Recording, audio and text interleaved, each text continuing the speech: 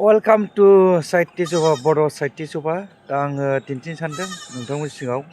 खुलुमबाय खुलुमका नोंथांमोननि सिगाङाव आं बड' साहित्य सभाखौ बे बिजनि लावगावनि साहित्य सभा जानो लागा 9, 10, 11 बेखौ दिन्थिनो सानदों आङो दा बेयाव दा नोंथांमोननि सिगाङाव लाना फैगोन आङो बे बड' साहित्य सभा बिजनि आरो बिजनि लावगाव चिरां डिस्ट्रिक्ट लासै लासैनो खिथालांगोन आङो नोंथांमोननि सिगाङाव बयखौबो आङो लोगो मोनगोन होननानै आं आसा खालामो।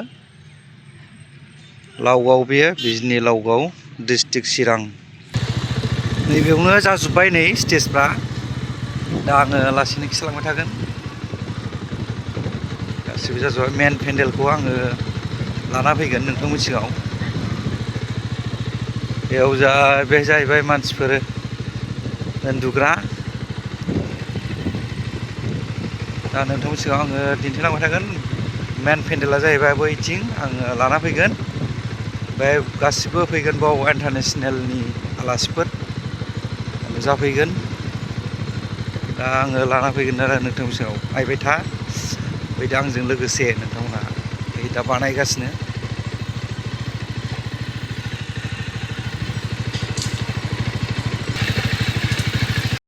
जल जीवन वेलकाम टू बड' साहित्य सभा नैबे जाहैबाय मेन पेन्डेल जाहैबाय बानायगासिनो नै ओरैहाय दा बेहाय बयबो नुजाफैगोन दाब दाब जायगानि बांलादेश भुटान त्रिपुरा नेपाल ओमफ्राय नुजाफैगोन आरो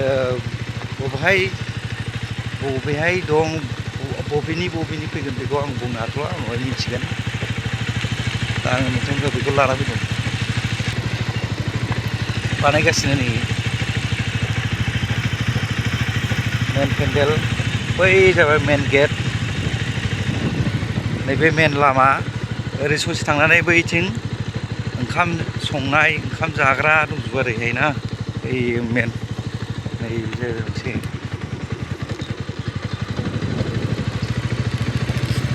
बे थांबा ओरै बिजनिनिफ्राय 6-7 किल'मिटारसो जागोन आरोना जाहैबाय लावगाव बिजनि डिस्ट्रिक्ट चिरां नै जाजोब्बाय प्रग्रामा जागोन 9, 10, 11 सानथामनि हाबाफारि मेन पेन्डेला बैयो नायदो लोगोफोर बयबो फैदो बेयाव बड' साहित्य सभा इन्टारनेसनेल बड' साहित्य सभा जागोन इन्टारनेसनेलनि मानसि जागोन ना बे जाहैबाय मेन स्टेज मेन प्रग्राम बहुद सोलोंगासिनो बिथांमोनहाबो मोसानो थाखाय बेहाय लाहार फाहार जानानै दं आरो बयखौबो लोगो मोनगोन होननानै आङो मिजिंथिबाय दा बेयावनो दोनथ'नाय जाबाय लोगोफोर नोंथांमोना नुजाफैनो हागोन बिजनिनिफ्राय 6-7 किल'मिटार जागोन आरो बिजनि लावगाव